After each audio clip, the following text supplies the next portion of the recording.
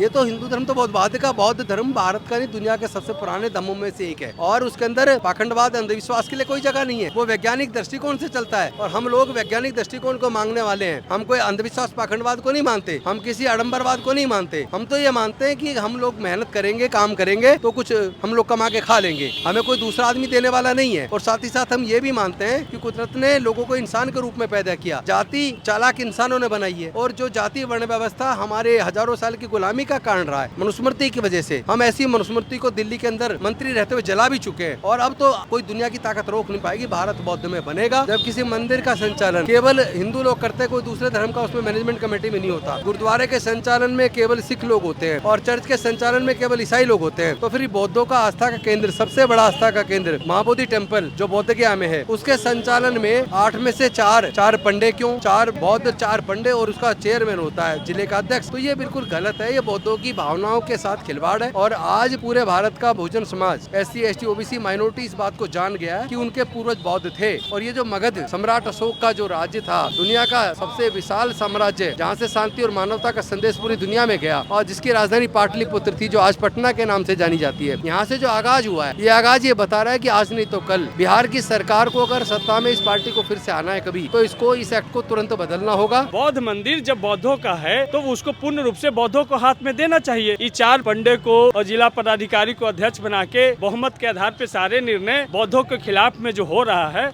इसके खिलाफ आज जन मार्च है। ये शांति मार्च करके नीतीश कुमार जी को एक ज्ञापन सौंपने के लिए तमाम लोग शांति तरीके से जा रहे हैं कि भाई BTMC एक्ट में बदलाव ला करके पूरा का पूरा अधिकार, जैसे सभी धर्म के मानने वाले लोगों के हाथ में धार्मिक स्थल संचालित करने का अधिकार होता है, उसी तरीके से महाबोधि मंदिर का संचालन भी बौद्धों के हाथ में सौंपा जाए। पटना के गांधी मैदान में आज 17 सितंबर को बुद्धिस्टों का एक महासम्मेलन था और इस महासम्मेलन में ये मांग किया गया था जो BTMC एक्ट 1949 है, महाबोधि महाविहार टेम्पल एक्ट 1949, उसको रद्द किया जाए। इस मांग को लेकर तमाम जो बुद्धिस्ट लोग हैं वो मुख्यमंत्री के पास ज्ञापन सौंपने जा रहे हैं। मैं समझता हूँ कि इस मांग को तो सरकार को खुद ही मान लेना चाहिए। हम लोग बौद्ध लोग इसको मांग रहे हैं, ये अपने आप में मतलब दुख की बात है। जब किसी मस्जिद का संचालन मुस्लिम से अलग किसी दूसरे धर्म का आदमी नहीं करता, जब किसी मंदिर का संचालन केवल हिंदू लोग करते हैं, कोई दूसरे धर्म का उसमें मैनेजमेंट कमेटी में नहीं होता। गुरुद्वारे के संचालन में केवल सिख लोग होते हैं और चर्च के संचालन में केवल ईसाई लोग होते हैं। तो फिर बौद्धों का आस्था का केंद्र, सबसे बड़ा आस्था का केंद्र महाबोधि टेम्पल जो बोध गया में है, उसके संचालन में 8 में से 4 पंडे क्यों, 4 बौद्ध 4 पंडे और उसका चेयरमैन होता है जिले का अध्यक्ष। तो ये बिल्कुल गलत है। ये बौद्धों की भावनाओं के साथ खिलवाड़ है और आज पूरे भारत का Bahujan Samaj SC ST OBC minority इस बात को जान गया है कि उनके पूर्वज बौद्ध थे। और ये जो मगध सम्राट अशोक का जो राज्य था, दुनिया का सबसे विशाल साम्राज्य जहाँ से शांति और मानवता का संदेश पूरी दुनिया में गया और जिसकी राजधानी पाटलिपुत्र थी जो आज पटना के नाम से जानी जाती है, यहाँ से जो आगाज हुआ है, ये आगाज ये बता रहा है कि आज नहीं तो कल बिहार की सरकार को अगर सत्ता में इस पार्टी को फिर से आना है कभी, तो इसको इस एक्ट को तुरंत बदलना होगा। नहीं बदलेगा तो चूंकि पूरा बहुजन समाज जो लगभग 88% है, वो वापस अपने बुजुर्गों की सांस्कृतिक विरासत में बुद्ध के धम्म में घर वापसी कर रहा है। और उसके बाद चूंकि सरकार तो वोट से चुनी जाती है, डॉक्टर बाबा साहेब अम्बेडकर जी ने जो वोट का अधिकार दिया है, उस वोट से सरकारें चुनी जाती हैं। वो वोट इतना है, वो अपना आप अपनी सरकार बना के इस एक्ट को उखाड़ के फेंक देगा और संचालन बौद्धों के हाथ में सौंप देगा। RSS और BJP तो कहते हैं बौद्ध भी हिंदू ही है, जैन भी हिंदू है, सब हिंदू है। नहीं, उनके कहने से क्या होता है, हम तो नहीं मानते। ये तो हिंदू धर्म तो बहुत बाद का, बौद्ध धर्म भारत का नहीं दुनिया के सबसे पुराने धर्मों में से एक है और उसके अंदर पाखंडवाद अंधविश्वास के लिए कोई जगह नहीं है। वो वैज्ञानिक दृष्टिकोण से चलता है और हम लोग वैज्ञानिक दृष्टिकोण को मांगने वाले हैं। हम कोई अंधविश्वास पाखंडवाद को नहीं मानते, हम किसी आडंबरवाद को नहीं मानते। हम तो ये मानते हैं कि हम लोग मेहनत करेंगे, काम करेंगे तो कुछ हम लोग कमा के खा लेंगे, हमें कोई दूसरा आदमी देने वाला नहीं है।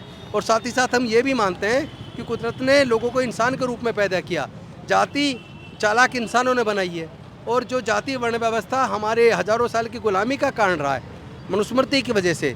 हम ऐसी मनुस्मृति को दिल्ली के अंदर मंत्री रहते हुए जला भी चुके हैं और अब तो कोई दुनिया की ताकत रोक नहीं पाएगी। भारत बौद्ध में बनेगा और अब इस महाबोधि टेम्पल का संचालन बौद्धों के साथ हाथ में आने वाला है। 22 प्रतिज्ञा का शपथ दिलाया था, उसके बाद आपको मंत्री पद से इस्तीफा देना पड़ा। नहीं, वो देखिए मेरी चॉइस थी। जब मेरे से कहा गया कि या तो आप अपना तथागत बुद्ध के धम्म के हिसाब से बाबा साहब अम्बेडकर की विचारधारा पे काम करो, या फिर आप मंत्री रहो। तो मैंने कहा मैं विचारधारा नहीं छोड़ सकता, मंत्री पद को छोड़ सकता हूँ, मैंने इस्तीफा दे दिया। तो मेरा तो कुछ नुकसान हुआ नहीं है, मेरा तो मिशन आगे बढ़ रहा है ना, तो मैं तो सफलतापूर्वक आगे बढ़ रहा हूँ, मेरे को कोई कुछ खोया नहीं है, मैंने पाया है। आज पूरे भारत में नहीं, पूरे दुनिया में लोग बौद्ध धर्म को मानने वाले लोग इतना सम्मान करते हैं। डॉक्टर बाबा साहेब फूले साहब अम्बेडकर, पेरियार कांचीराम साहब की विचारधारा को मानने वाले लोग पूरे देश में इतना सम्मान करते हैं। तो मेरा तो सम्मान भी बढ़ा। खैर मेरा सम्मान बढ़े ना बढ़े ये महत्वपूर्ण नहीं है, लेकिन ये समता, स्वतंत्रता, बंधुता और न्याय का जो आंदोलन है तेज होना चाहिए। और जिस धम्म ने पूरे दुनिया को शांति और मानवता का संदेश दिया, उस धम्म को निश्चित तौर पर पूरी दुनिया में फैलना चाहिए। और दुनिया में जिस तरह युद्ध बढ़ा है, एक दूसरे के नफरत, एक दूसरे की खून के प्यासे हो गए देश, कई देशों में युद्ध चल रहा है, ऐसे में तो बुद्ध का धम्म और भी ज़्यादा प्रासंगिक हो गया है। तो दुनिया को अगर शांति चाहिए तो दुनिया को बुद्ध को अपनाना पड़ेगा। तो विष्णु का 10वां अवतार घोषित किया गया। वो लोग पागल हैं, मानसिक दिवालियां जो इस तरह की बात करते हैं, दुष्प्रचार करते हैं। हम ऐसे दुष्प्रचार को नहीं मानते। अभी तो हम लोग जा रहे हैं कि हम नीतीश कुमार जी को ज्ञापन दे के कहें कि भैया जाग जाओ, और ज़्यादा सोए रहोगे तो पता लगा सोते ही रह जाओगे, जग ही नहीं पाओगे कभी, फिर कुर्सी पे कैसे बैठोगे। तो कुर्सी पे अगर फिर से बैठना तो जल्दी जाग जाओ और इस BTMC एक्ट को, BT एक्ट को तुरंत इसको रिपील करिए और महाबोधि टेम्पल को बौद्धों के हवाले करिए। और सर क्या कहेंगे, कितना जरूरी है बौद्ध धर्म बहुजनों के लिए? भारत का मूल धर्म, भारत में पला बढ़ा धर्म बौद्ध धर्म है, और भारत के मूल निवासियों का धर्म बौद्ध धर्म है। अब इस धर्म पे आज़ादी के पूर्व जो संविधान लागू होने से पहले एक एक्ट बनाया गया, BTMC एक्ट के नाम से जिसको जानते हैं, 1949। जब संविधान लागू हो गया तो देश संविधान से संचालित होगा, और संविधान कहता है, आर्टिकल 25, आर्टिकल 26 कहता है कि प्रत्येक नागरिक को अपने धर्म मानने का, अपने धर्म का प्रचार प्रसार करने का, अपने धार्मिक स्थल को संरक्षित करने का अधिकार है। तो फिर बौद्ध मंदिर जब बौद्धों का है तो उसको पूर्ण रूप से बौद्धों को हाथ में देना चाहिए। ये 4 पंडे को और जिला पदाधिकारी को अध्यक्ष बना के बहुमत के आधार पर सारे निर्णय बौद्धों के खिलाफ में जो हो रहा है, इसके खिलाफ ये आज जन मार्च है। ये शांति मार्च करके नीतीश कुमार जी को एक ज्ञापन सौंपने के लिए तमाम लोग शांति तरीके से जा रहे हैं कि भाई BTMC एक्ट में बदलाव ला करके पूरा का पूरा अधिकार, जैसे सभी धर्म के मानने वाले लोगों के हाथ में धार्मिक स्थल संचालित करने का अधिकार होता है, उसी तरीके से महाबोधि मंदिर का संचालन भी बौद्धों के हाथ में सौंपा जाए। ये एक मात्र यही मांग है, और इस मांग के साथ हजारों की संख्या में बौद्ध धर्मावलंबी, डॉक्टर अंबेडकर के मानने वाले लोग, पेरियार के मानने वाले लोग, ये तमाम लोग आज मार्च कर रहे हैं। मार्च करके अपना ज्ञापन सुपुर्द करेंगे। देश के कोने कोने से हजारों की संख्या में ज्ञापन आए हैं, उस ज्ञापन को नीतीश कुमार जी को सौंपा जाएगा। और नीतीश कुमार जी से हम सब लोग अपील करते हैं कि आप अपनी हट धर्मिता तोड़िए। जब आप बौद्ध स्मृति पार्क बना सकते हैं तो 20 साल से आप बिहार की गद्दी पर हैं, तो महाबोधि मंदिर बौद्धों को हाथ में सौंपिए। और ये सिर्फ दलाई लामा जी से मिलने से ये नहीं साबित होगा कि आप मानववाद बुद्ध धर्म के करीब हैं। जो सबसे बड़ा उनका ज्ञान स्थल, सिंबल ऑफ पीस जो है, सिंबल ऑफ पीस के रूप में गौतम बुद्ध को जाना जाता है, महाबोधि मंदिर को जाना जाता है। उस सिंबल ऑफ पीस के, अहिंसा के सबसे बड़े स्थल को बौद्धों को हाथ में सौंप करके ये साबित कीजिए कि हम RSS की इशारे पे काम नहीं करते हैं। सम्राट अशोक ने पाटलिपुत्रा से शासन किया पूरे देश पे, अखंड भारत पे, लेकिन यहाँ से बुद्धिज्म जो है वो समाप्त हो गया। अब धीरे धीरे इसका पुनर्जागरण हो रहा है। क्या कारण रहा जो पूरी तरीके से जो है लुप्त हो गया बुद्धिज्म? एक ही कारण है कि जो लोग अंधविश्वास, पाखंडवाद के दम पर भगवान का, आत्मा परमात्मा का भय दिखाकर जो लोग भारत में शासन करते रहे, भारत के लोगों को लूटते रहे, बुद्ध के आ जाने से लोगों को ज्ञान मिला, और ज्ञान के रास्ते पे चलने से लोगों को शांति का और दुख से मुक्ति का मार्ग मिला और शांति का मार्ग मिला। और उसके बाद अंधविश्वास, पाखंडवाद धीरे धीरे भारत से खत्म होने लगा। उनकी दुकानदारी बंद हो गई, तो जिनकी दुकानदारी बंद हुई उन्होंने अपनी दुकानदारी जारी रखने के लिए भारत में बौद्ध धर्म का विनाश करने का संकल्प लिया। और पुष्यमित्र शुंग के माध्यम से पहले तो उन्होंने जिस तरीके से ब्रदर की हत्या करवाई, और उसके बाद 84,000 बौद्ध मठ तोड़े, शिलालेख तोड़े, और बौद्ध भिक्षुओं की हत्या कराई, और हमारी जो नालंदा यूनिवर्सिटी का पूरा जो लाइब्रेरी थी, इतिहास था, हमारा जो साहित्य था वो जलाया।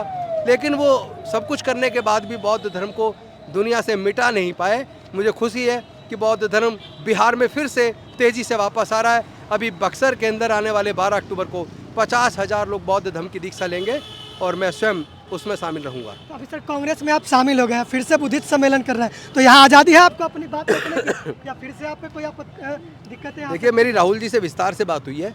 जो फूले साहू अम्बेडकर पेरियार कांसीराम साहब जिन मुद्दों को लेके चले, चाहे वो जाति जनगणना का मुद्दा हो, चाहे वो सर्वोच्च न्यायालय उच्च न्यायालय के अंदर हिस्सेदारी की बात हो, चाहे वो प्राकृतिक संसाधनों में हिस्सेदारी की बात हो, चाहे संवैधानिक पदों पर बहुजनों को हक मिले उसकी बात हो, तो जब वो सारे हमारे उन मुद्दों पर आज काम कर रहे हैं, उसको आवाज़ उठा रहे हैं, संसद के अंदर भी रोड पर भी लड़ रहे हैं उसके लिए, तो मेरी विस्तार से उनसे चर्चा हुई और उन्होंने कहा कि मेरा को राजनीतिक नुकसान बेशक हो जाए, ये मेरे जीवन का मिशन है।